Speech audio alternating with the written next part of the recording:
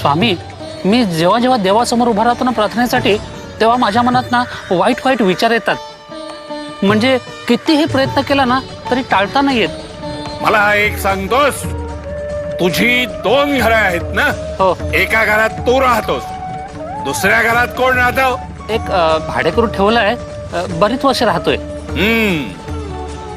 हा भाडेकरू पुष्कळ वर्ष तुझ्या घरात राहतोय.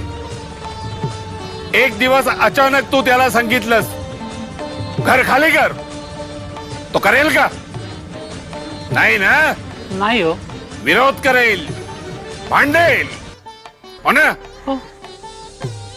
तसंच आहे, परमेश्वरासमोर तुम्ही प्रार्थना म्हणायला, स्तोत्र म्हणायला किंवा नामस्मरण करायला उभे राहता, म्हणजेच काय करता? त्या षड्रिपूंना घर सोडून जायला सांगता. मग ते असे सहजासहजी बाहेर पडतील का? तेही आपल्या परीनं त्यांचा निषेध करणारच. परिणामी मनात नको ते विचार येणार. तर तसे हे षड्रिपू माणसाच्या अधःपतनाला कारणीभूत ठरतात.